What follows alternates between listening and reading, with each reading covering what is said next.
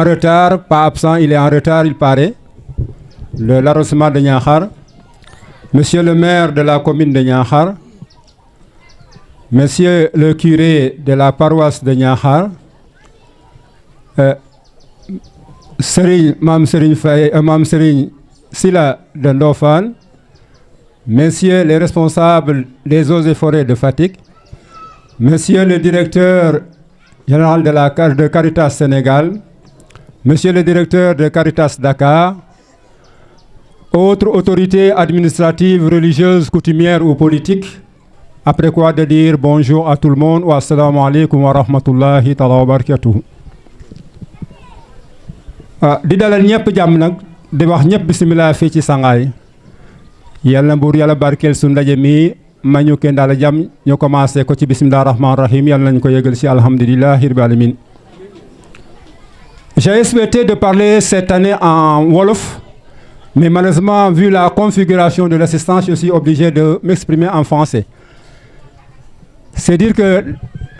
l'honneur qui m'échoit aujourd'hui dépasse ma personne.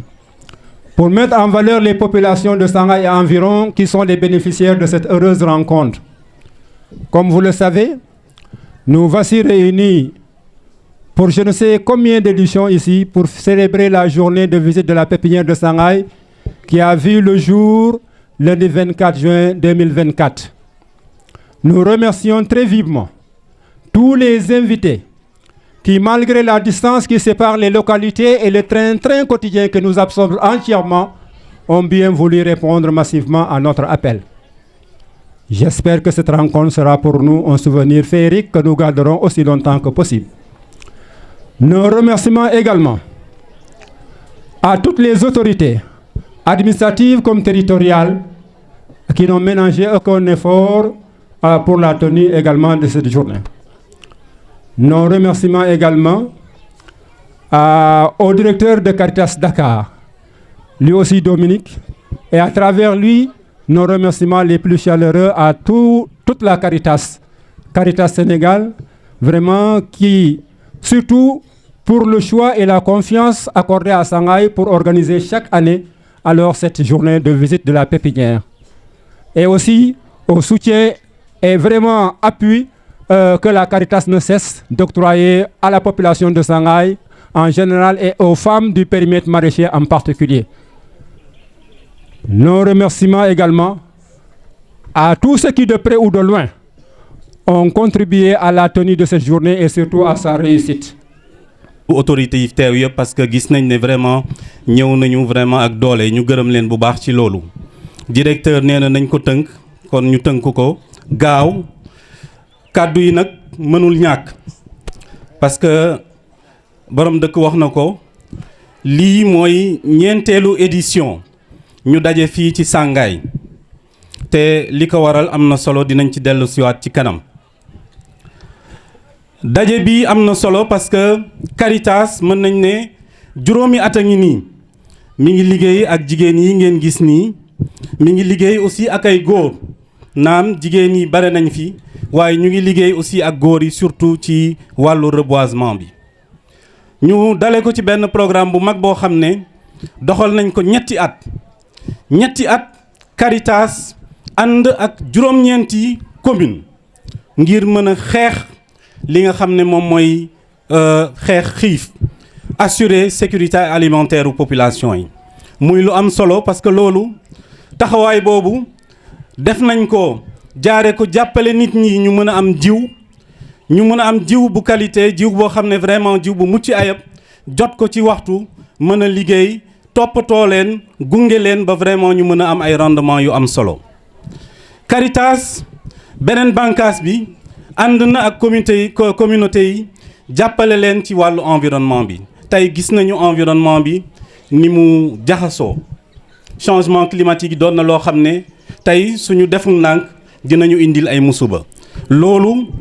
Caritas taxaw na ci def ci liggéey bu am solo loolu bokk na ci li gën a tax ñu ñëw fii parce que bu ñuy wax environnement dinañu tudd garab te garab tey juróomi at a ngi nii li ñu jëmbat ci garab daanaka weesu na 200 000 junni ci garab muy contribution bu am solo boo xam ne at mu nekk dafay yokku di yokku parce que jàpp nañ ne loolu buñ ko defee vraiment dinañu mën a tax vraiment ñu mën a aar àll bi sàmm ko. te loolu Caritas da koo fullal ba dafa am benn agent boo xam ne daf ko recruter nga xam ne loolu rek mooy liggéeyam bokk ci waa Eaux et Forêts pour vraiment ñu mën a naatalaat suñu àll bi. loolu aussi biñ ko defee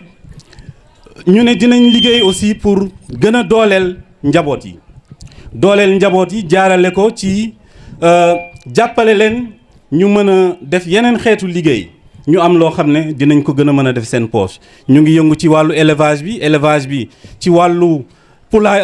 aviculture maanaam yarum ginaar def nañ ci lu bëre ba tey wax dëgg yàlla am na ay njaboot yoo xam ne vraiment dañ ciy gis seen bopp ñu mën a am seen autonomie. wàllu sécurité alimentaire bi daaw liggéey nañu ak daanaka téeméer ak juróom-benn fukki producteur ren pratiquement dañ ko doublé ñu ngi ci 320 producteurs yoo xam ne Caritas mi ngi ànd ak ñoom jàppale leen ci intrants yi nga xam ne ñu ngi koy soxla pour que vraiment seen liggéey mën a ñoŋ. ay intrants yoo xam ne surtout dafa adapté wu ci changement climatique bi mil Suuna 3 bi doon na loo xam ne tey dafa développé wu ñu ànd ci ak ANCAR nga xam ne suñu partenaire la. jigéen ñi ñu ngi liggéey ci ceeb bi tey li nga xam ne produire nañ ko ceeb ci at bi passé weesu na 40 tonnes loolu yaakaar naa ne buñ ci góorgóorloo li nga xam ne ñu ngi koy woote pour am autosuffisance dinañ ci mën a jot parce que kenn ku ci nekk dina mën a contribuer ba ñu mën a vraiment wàññi dépendance bi wul réduire facture bi nga xam ne dañuy jéggaane ceeb muy jóge ci yeneen ci yeneen réew. wàllu maraîchage bi doon na loo xam ne aussi taxaw nañ ci thème pour jàppale jigéen yi jàppale ndaw ñi ñu gën a moom seen bopp. tey am na lu mat 20 fukki dëkk ak juróom-benn yoo xam ne boo fa demee jigéen ñi bu ñu leen doon lim weesu nañu juróom-ñetti téeméeri jigéen ñu ngi liggéey ci maraîchage di ci daan seen doole di ci am loo xam ne lu mucc ayib la. tey loolu lépp dinañ ko feeñal donc pour bañ a guddal cérémonie bi bu ñu paree gis ngeen ne am na ay loo yoo xam ne indi nañ ko fii dañu bëgg aussi sargal ñi nga xam ne ràññee nañu ne gis nañu vraiment seen njàmbaar ci liggéey bi nga xam ne ñu ngi ko doon def ak ñoom muy ñi nga xam ne ñu ngi liggéey ci wàllu ñi doon bay dugub ñi doon bay ceeb ñi doon bay mboq ñi nga xam ne ñu ngi ci wàllu maraîchage bi ñi nga xam ne aussi ñu ngi ci wàllu reboisement bi ñu primer leen ba ñëpp xam ne seen liggéey rafet na ñoom ay royukaay lañu pour que ñëpp ñi nga xam ne ñoo ne ci groupement bi ñu mën a roy ci ñoom ñu gën a góorgóorlu kenn ku ci nekk nga mën a gis sa bopp parce que loolu moom mooy taxawaayu Caritas. Caritas dafa bëgg ñëpp siggi waaw ñëpp yokku ñëpp siggi ñëpp yokku donc loolu la ñuy def fii ci Dakar waa Kolda aussi ñu ngi def lu ni mel waa Caritas Saint-Louis waa Caritas Thiès maanaam Caritas Sénégal ci loolu la taxaw at mu nekk Caritas lu mu néew dina dugal 4,5 milliards ci biir ci biir Sénégal ci ay actions de développement muy ci wàllu agriculture durable muy ci wàllu sécurité alimentaire muy ci wàllu environnement muy ci wàllu ndox ci bépp fànn boo xam ne vraiment soxal na doomu aadama pour que vraiment mu gën a moom boppam Caritas mu ngi ciy def loxoom di indi contribution ci action bi nga xam ne gouvernement Sénégal mi ngi ciy def wàllam waaye mënul def lépp Caritas mi ngi def yeneen kuréel aussi ñi ngi def. mënuñu aussi tëj kàddu gi te duñu gërëm suñu yenn partenaires yi nga xam ne ànd nañ ak ñun ci wàllu woowu lii tey buñ ko mënee ñu ànd ci ak communes yi parce que aussi ñoom bay nañ seen waar. donc ñu gërëm représentant maire yi fi nekk à commencer par le maire de Niakhar nga xam ne moom moo ñuy dalal at yi yëpp vraiment monsieur Makodou ñu ngi leen di gërëm di leen sant ci taxawaay bi. sa gërëm boobu gërëm nañu fukki communes yi nga xam ne Caritas mi ngi ànd ak ñoom ànd ak ay partenaires yu mag yoo xam ne ñu ngi bitim réew ñu mel ne Misericorde ñu mel ne KLB ñu mel ne Secours catholique ànd ak ñun pour que ñu mën a am moyen pour mën a def li nga xam ne def nañ ko fii. mais am nañ yeneen partenaires aussi ñu ngi fii mel ne waa GIZ ànd nañu ak ñun daaw ci programme reboisement bu mag boo xam ne poids d'Angole bi lañ doon vulgariser. muy garab bu am solo boo xam ne dolli na pour gën a naatal suuf si ba lépp li nga xam ne ñu ngi ko doon wut ci sécurité alimentaire mu gën a mën a jàppandi donc GIZ ñu ngi leen di gërëm di leen sant di gërëm aussi waa Fonds pour l'environnement mondial ñoom aussi dugal nañ seen loxo am kóolute ci Caritas jox ñu ay moyens pour que ñu mën a àgg ci population yi jàppale leen ba vraiment mbirum garab aussi mu doon loo xam ne dafay gën a jàppandi ci biir fukki communes yi nga xam ne ñu ngi liggéey ak ñoom. kon loolu ci tënk moom mooy li nga xam ne Caritas boobu ba léegi ñu ngi koy def juróomi at yi depuis 2022 ñu tàmbali beneen programme boo xam ne pour ñetti at war a ànd ak communes yi fukki communes yi yaakaar naa jarul ñu leen di lim. mais ñu ngi rafetlu encore une fois collaboration bi di gërëm bu baax autorité yi fi teew di gërëm population yi di ñaax encore jigéen yi di leen wax li ñuy def ak yéen a ko moom bu ngeen ci góorgóorloo dina sax dakk parce que mooy tax yéen ngeen mën a gis seen bopp ba vraiment département de Fatick département de Mbour nga xam ne programme bi ñaari département yooyu la laal ñu gis na am na une avancée significative ba ci wàllu population maa ngi leen di gërëm di leen sant merci. simna oxu refna no gonof fo simangolof yasam ta ci'a in jam oxu maadna ren yasam o maad mbaan moƴo gidma koy Caritas koy o leyangaan ko etit ka no xoox le rek te ref Pape Dominique Sene fene moofna and naye ka ɗoxa in to ɓakande in no notot ɓakande in no kiƴ meta ɓakanda in ka leer nañ na développement ɓakanda in no jeg o jegola refna o njiriñ i ngidman sant an fo weta yoonit na fop koy o ne anga leng oxe ne anga xoox le rek ne a fop yaam wiin a yoontu da ndefanin meen a njala fa in way ngidma wene yit sant a den moƴo yaaco ñaaxa koy wiin we andoona yee den i yoontu no calel yaam keke fi'eena ka nandit rek oxu andoona yee goorgoorluwiro o goorgoorloox in we ndefna jaajal we ba o leŋ a yaafuus fat i moƴo ngoorgoorloox yaam a jega koy ndaa doyee comme doyee koy fat i ɓaat i njim taxar ke wiin we a sawarangaayo a mbaa njim a koƥ ale boo ta weg gik a mbaaga ngoorgoorlu yit a nqoox ka andoona yee o waagange tigo o xoox ka andoona yee ko gap ko ñoowtan bo yaag ke waroona dak o xoox a numtuwiidna i roog a deɓanga yaasam koy roog a fi'an na in i maxey gidma fop sant a fop comme tiye waage o jigid lool maxey jooka fop a njal.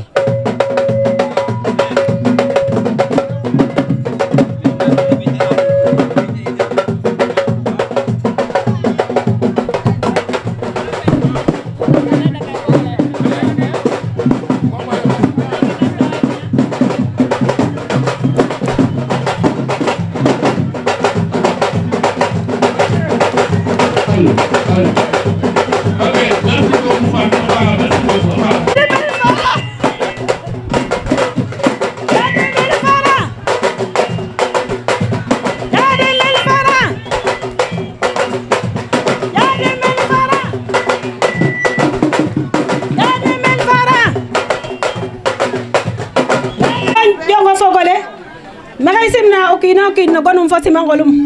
o maak fo o ndeɓ yasam oxu garna mene yasam o xaad fa jam yasam roog o yaal oxe ci'a in i egalina i commencer na bismilahi rahmani rahim egalina alhamdulilahi rabbil alamin yasam oxu ñaamna mene ku kiina ñaamna mene yasam ta ɓoos fa jam yasam bes fene i mbin hakid to ba lenga xalat fo kenum yasam oxu teewna mene ren yasam o teew meen nene ba an i profiter a ten ngidma a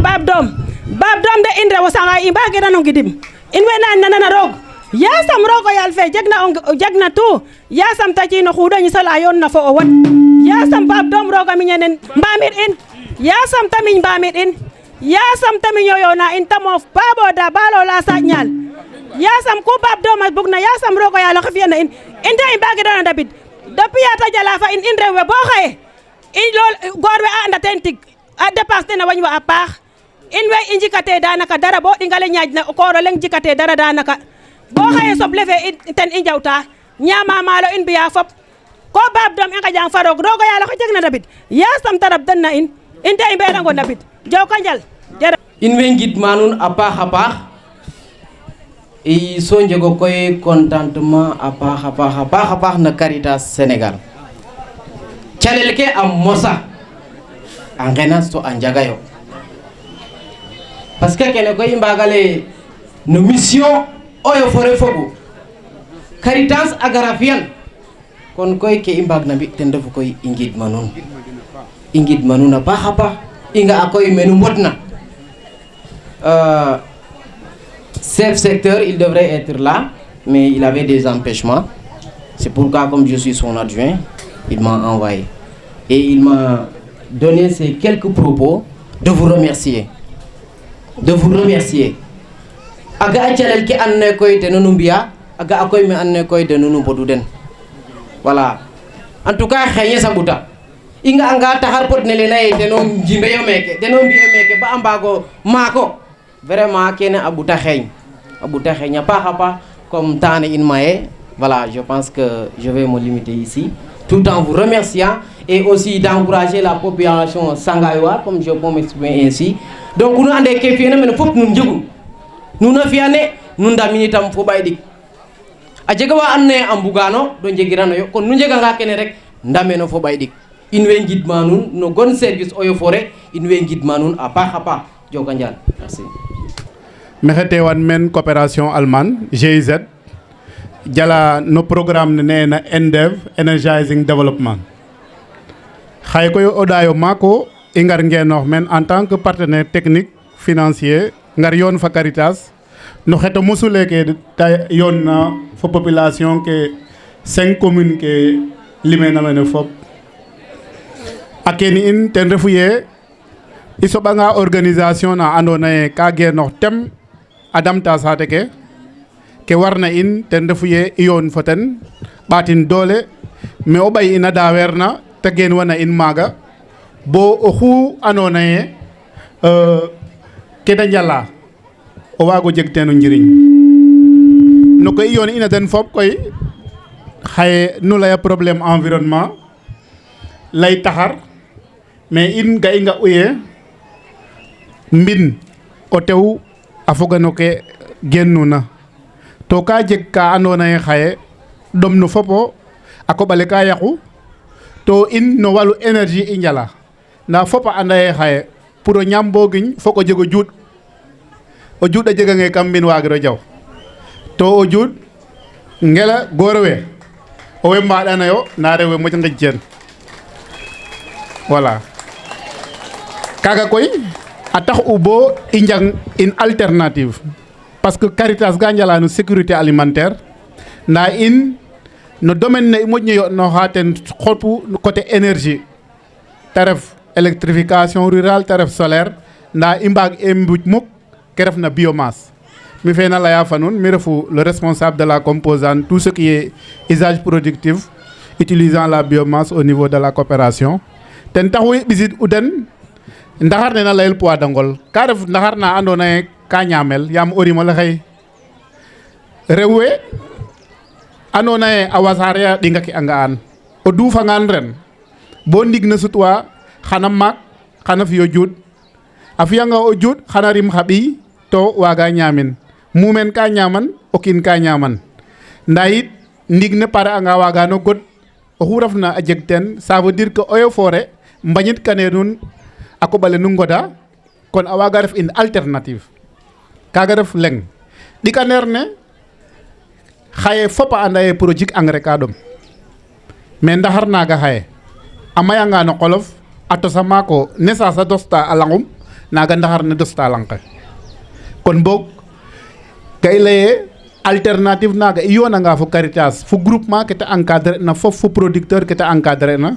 i mbaaga ndet bo Eaux et Forêts mbañit kate wiin a koɓale parce que xa i njeg taxar ka andoona ye ndig ne passer anga xano godin jeg xa cuuɗ xano dos o qolof to yit o godangaan xano ñaam ten to yit mumeenof a mbaaga njeg ka andoona ye xaye bo godanoona xaye te ñaam ten kaaga refu a yoon ale i yoon ina fo Caritas to in way yoɗnoxa no lakas ndiki koy ren i saqa xa tim xa mayu ndako ñaaxa Caritas laya dene producteur keke nu andoona ye ganu cooɗa den jumtukaay in way aussi a ciñ nuun pour oxu bugna ten semence xan i mbago yoon fa nuun nu mata Caritas bo in aussi i mbago ndawna nuun no semence kaaga oxu buguna fi no qolof mba na ɗingof Caritas xana daawna nuun joko njal.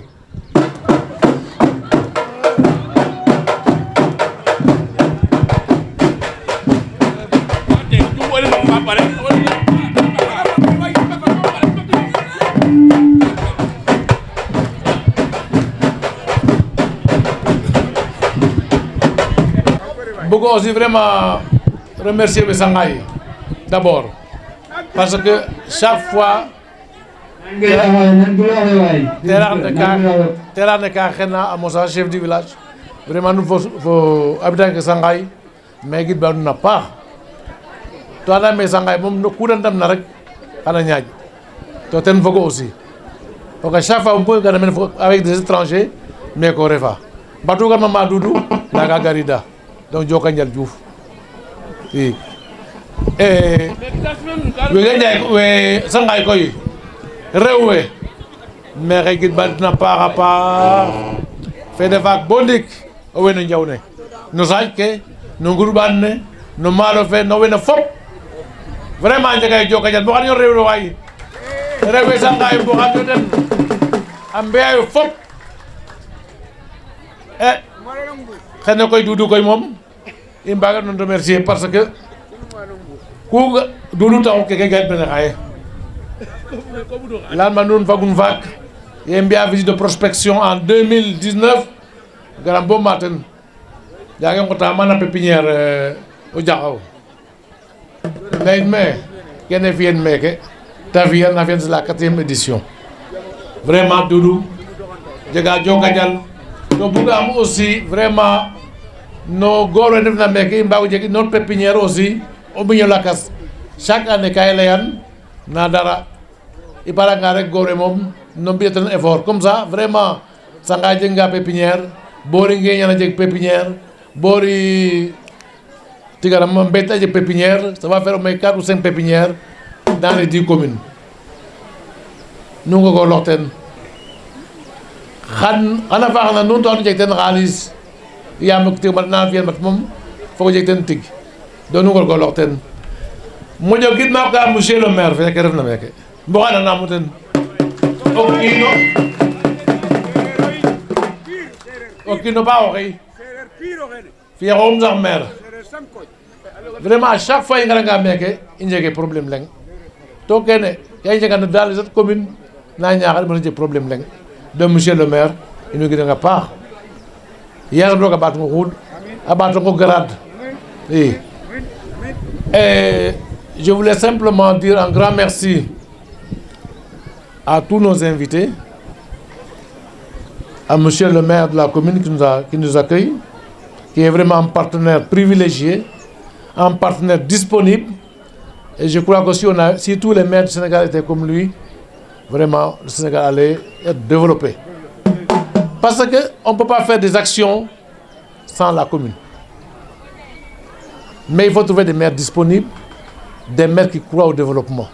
Et lui, il est parmi les maires qui croient au développement. Un grand merci, monsieur le maire. Merci aussi au père Ignace, qui représente Monseigneur. Il devait venir, mais Monseigneur est fatigué un peu. Il m'a dit que vraiment, chaque année, mais on le comprend, ce sera pour l'année prochaine. Abbé, vous transmettez tous nos remerciements à Monseigneur Benjamin Ndiaye, parce que c'est lui qui est le grand patron de la Caritas. Moi, je suis qu'un simple exécutant. Donc, merci à Monseigneur, à toute son équipe, et aussi merci aussi à la paroisse de Niakhar. Chaque année, dès qu'il y a la cérémonie, la paroisse est toujours présente. Merci aussi à nos partenaires qui sont là. La GIZ, Michel, il faut augmenter l'enveloppe. Hein. Le FIDA n'était pas là encore, le Fonds de l'environnement. Hein. Et remercier aussi nos collègues des Caritas diocésaines, Madame Correa, qui est la seule directrice femme de Caritas. Celle-là, il faut l'applaudir pour elle. Tous les autres, c'est des hommes. Elle a quitté Kolda pour venir vraiment partager cette journée avec nous. Donc, un grand merci. Et merci aussi à son Excellence Monseigneur Bassène. Merci aussi aux collègues des autres Caritas. Caritas Kaolack est bien représenté par Danilo. Hein? Caritas Dakar aussi est là et les autres Caritas. Merci aussi aux services techniques. Hein? Eaux et forêts, agriculture, je ne peux pas nommer tout le monde parce que nous travaillons en parfaite collaboration avec ces gens-là. En tout cas, merci beaucoup. Et je crois que pour les années à venir, on va encore redoubler d'efforts. Mais je vois que vraiment les femmes font beaucoup d'efforts. Le maraîchage, vous allez voir aujourd'hui, actuellement, je peux dire que chaque département peut s'autosuffire. On parle de souveraineté alimentaire. Mais commençons par nos villages, par nos communes. Et c'est possible. Mais pas seulement en verbe, mais en action.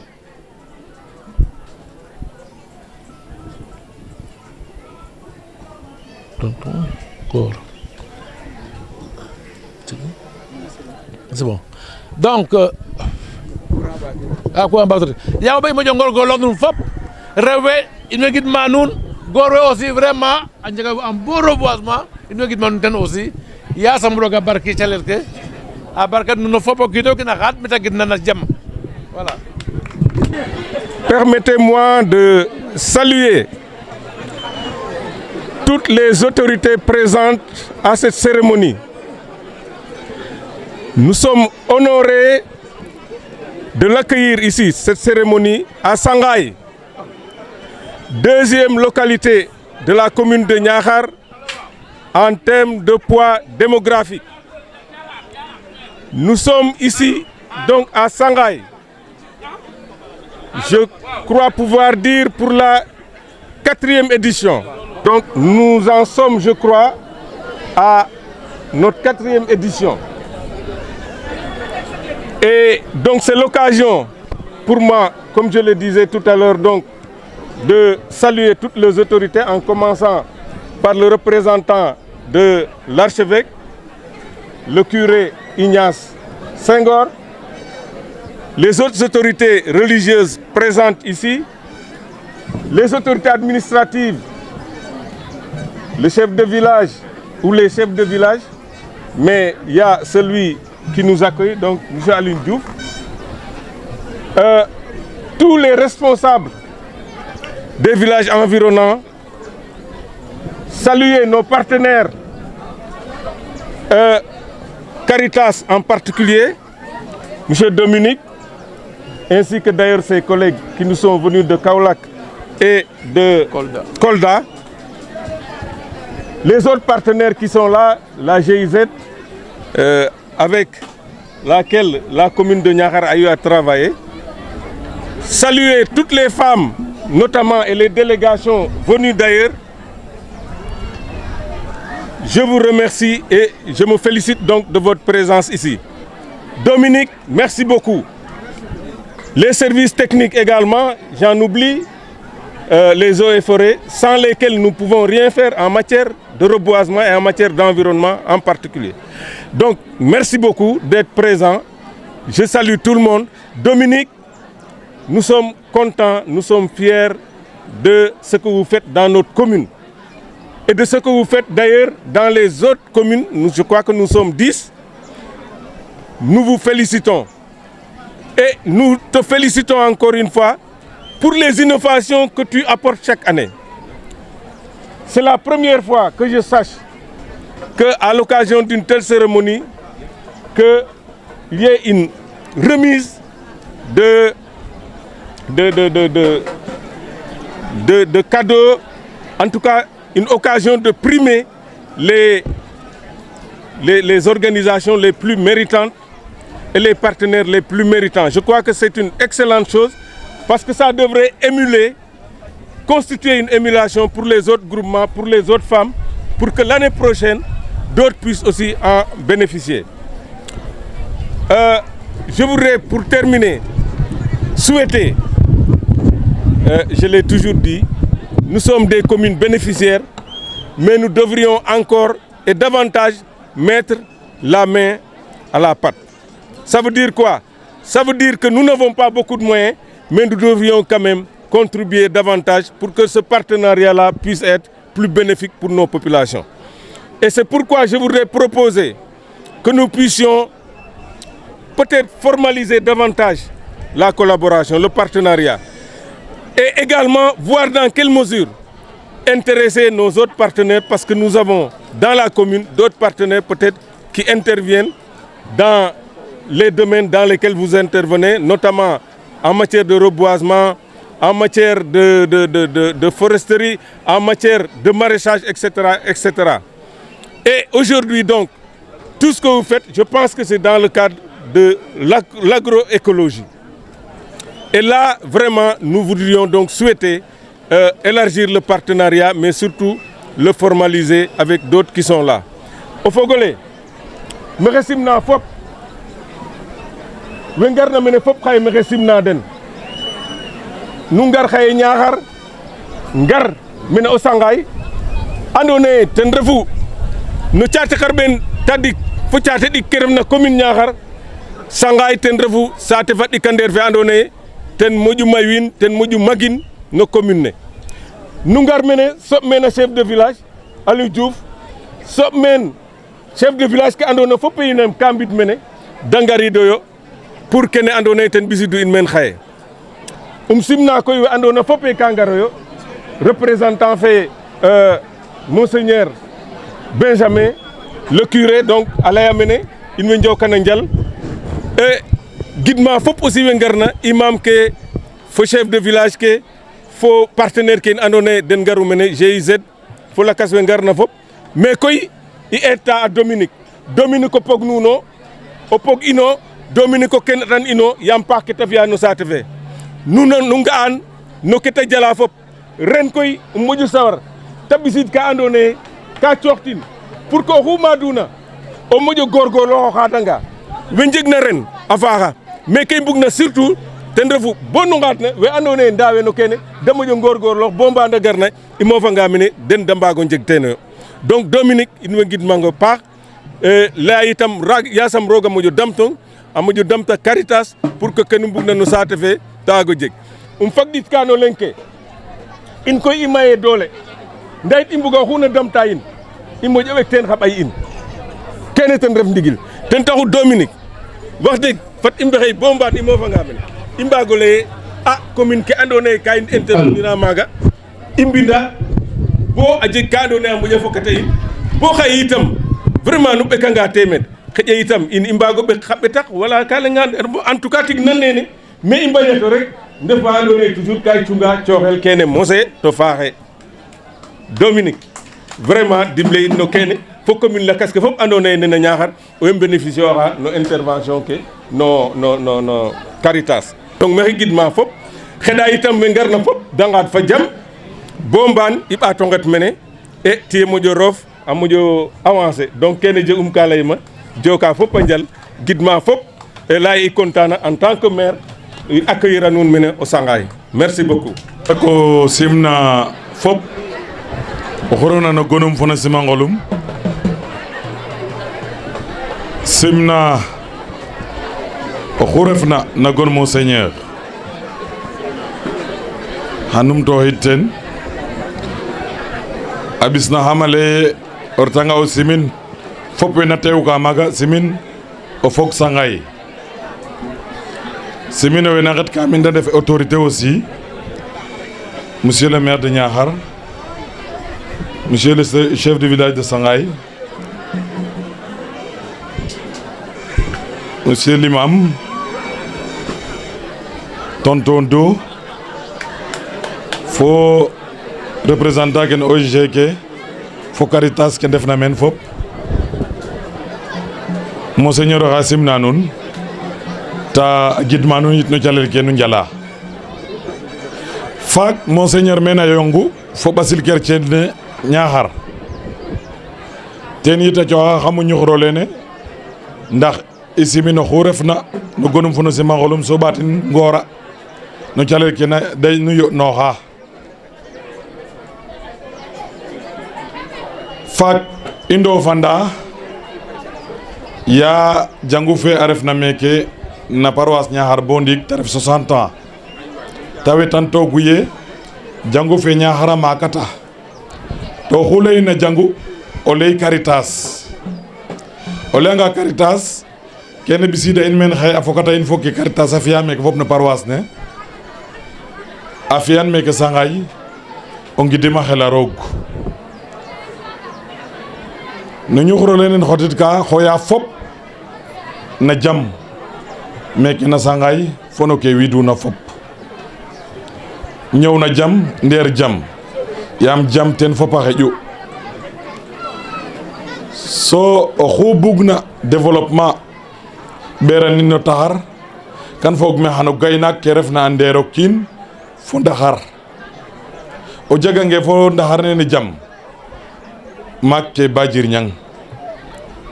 jam fe no jeg ka fo ndaxar ne koy a eta no jam fe jegoona fo ngentan ne fo fogole fo we o jalta oxe i yegna refna Yesu Krista ten ref jam fene